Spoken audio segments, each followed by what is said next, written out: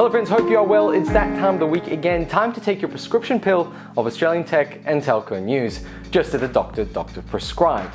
I have some great stories for you today. We have the new Foxtel streaming app Binge. iOS 13.5 brings COVID-19 related features. Does that mean COVID Safe will work on Apple finally? Let's check it out. ACCC thinks we only need 50 megabits down, and another record broken by the NBN. Let's see and hope it's good news. Also a reminder, if you like video games and video game tech discussions, then tune in every Saturday at 6 p.m. Western Standard Time or 8 p.m. Eastern Standard Time for our official podcast right here on YouTube. We call it the State of the Beans Talk. I know, hold your applause, it's very clever.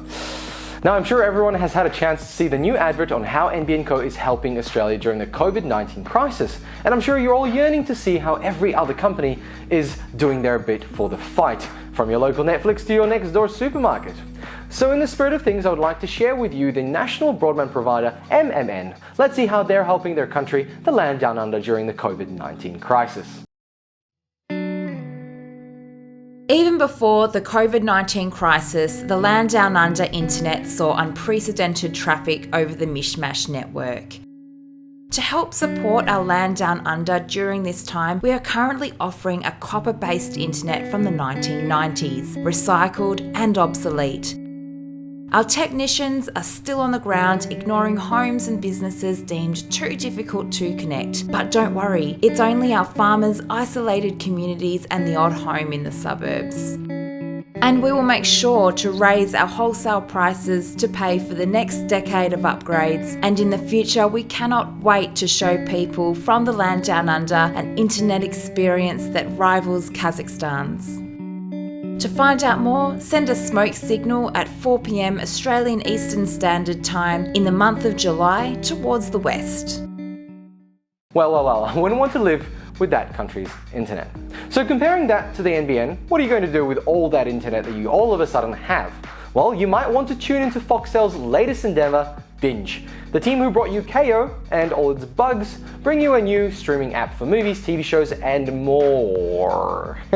With a snazzy ads and some clever jump cuts, the advert for Binge hopes to bring you a whole heap of entertainment. But does it? Well, I'm not going to list out all the shows available, but I'll have a little list scrolling here so you can see. But obviously the popular ones are Westworld, Game of Thrones, and a couple of other ones that you might recognize. The main thing to note here is that it's HBO's way to enter the Australian market via this third-party app from Foxtel. So is there anything unique about Binge apart from being able to stream HBO content? Well, apparently users will be able to create lists of media they want to watch. That's new, I suppose. And the main menu carousel of what to watch next or any other recommendations are created by real people. They're curated by people. Surprise!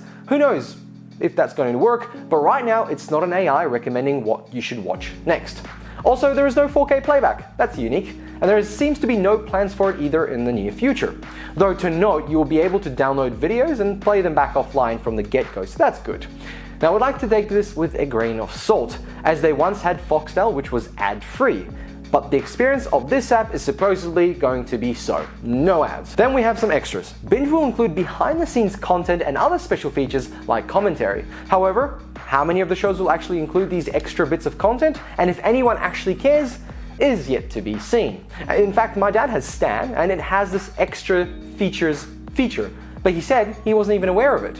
I think if someone wants to see extras about a show or movie, they end up on YouTube anyway. So let me know below if that's something you would look forward to. Here is what CEO Julian Organ had to say about the new platform. Speaks of the heart of what great entertainment viewing is about. Something that is so good you can't switch it off. Binge will provide permission to indulge in the shows you love and the shows you can't get enough of. It's entertainment that's unturn-offable. Now, I had to look that up if it was a real word, but apparently it is.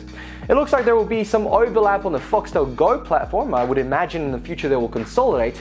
Actually, I think they should consolidate as soon as possible. Splitting your resources so much is a bit not really efficient. Now, how much Monopoly money will this set you back? Well, it starts at $10 per month to access one stream in standard definition, then it's $14 for two streams in high definition, and $18 to have 4 streams in high definition, and sign-ups are open from Monday 25th.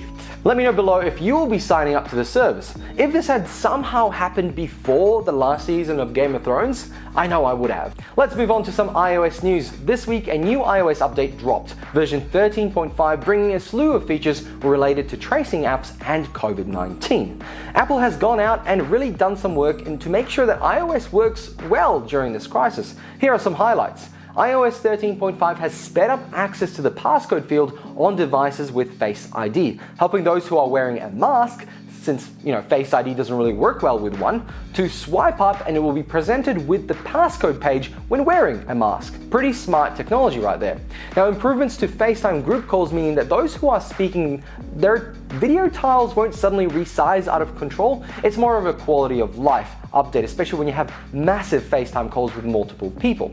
Now, Apple has also included an option to automatically share health and other essential information from your medical ID with emergency services when you place an emergency call.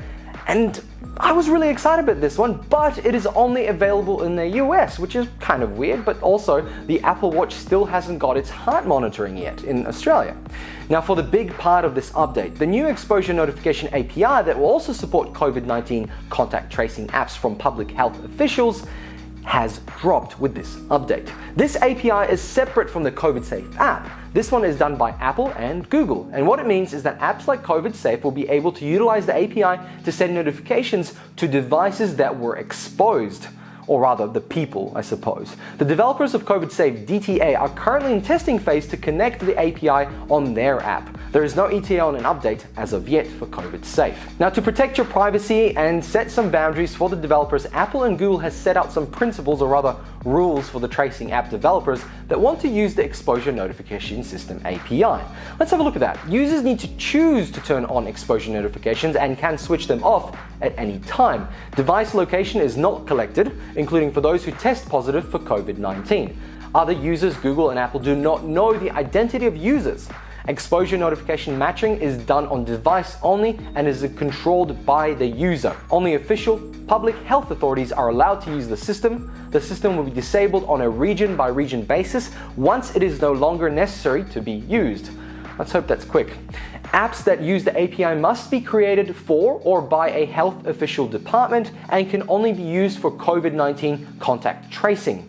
Only apps with user consent will be allowed to use the API. Apps must have user consent to share positive test results and the Bluetooth keys attached to the devices with the health officials. No targeted advertising and only minimal data can be collected for COVID-19 tracing only. Finally, the API is restricted to one app per country. For Australia, that is COVID Safe.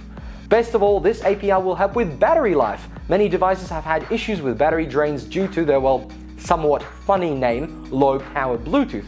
Obviously, it's not so low after all when it actually gets used 24/7. The idea is that the API will allow the Bluetooth module to send out a signal. It's like dropping a rock in a still pond, but only getting one ripple out to 1.5 meters. And then the other Bluetooth module does not have to send out a ping itself. It can receive it without using power. Now, last week we did a little bit of a poll on YouTube, so in regards to that, here are the results of the question: will you be downloading the COVID Safe app?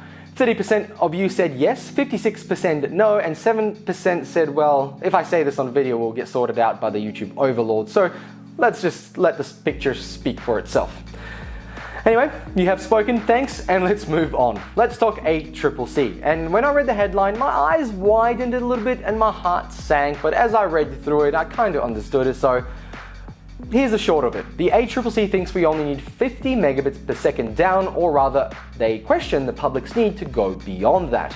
In an article by the ACCC called NBN Speeds Recover After COVID-19 Demand, which I will link below, which is actually a summary of a report which I'll also link below for your reading pleasure.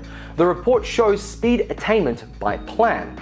The report demonstrates that higher-priced NBN 100 services are not generally required to support many household consumptions of streaming services, and that in most cases an NBN 50 service is sufficient, and the price jump from 50 to 100 is only about $20, and only is very, very dependent on your situation.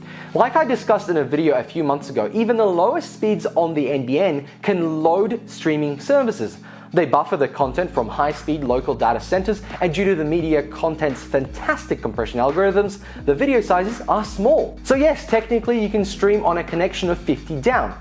However, the problem here is not many people can attain 50 down due to 70% of households being on fiber to the node, and then a percentage of those people not even being able to hit 25, which was the minimum set by the NBN, the government, when they first started the rollout.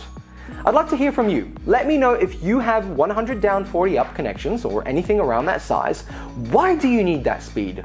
Why do you need 100 megabits down? That's so much.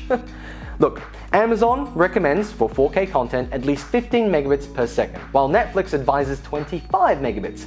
Now sure, you have to pay extra for the 4K content on some streaming platforms, and it's not ubiquitous just yet, so maybe the ACCC has a point.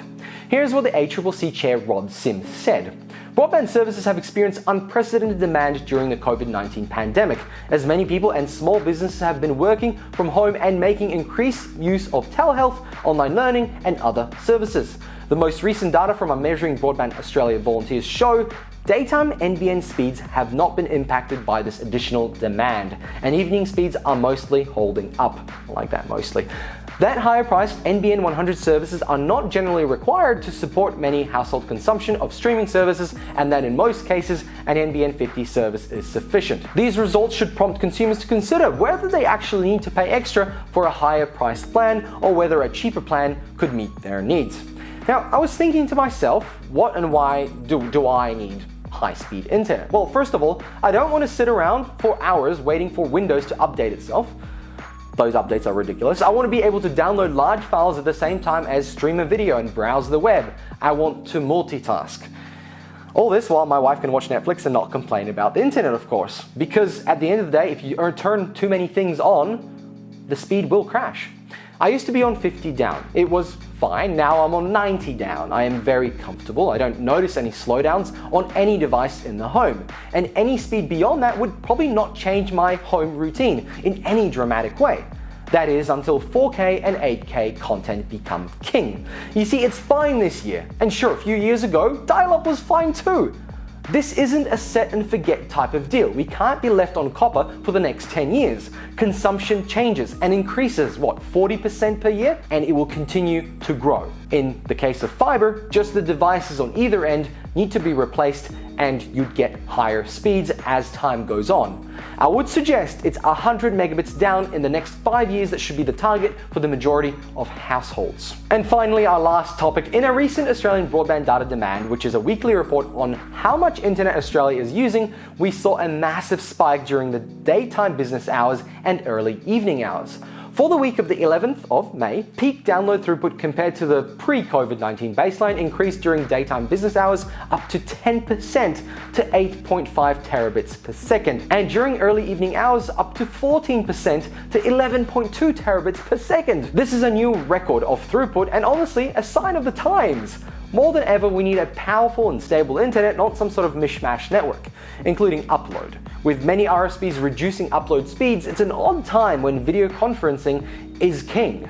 Overall, peak upload throughput in the early evening hours increased by 38% to 0.94 terabits per second, and peak throughput during daytime business hours increased by 96% to 0.98 terabits per second.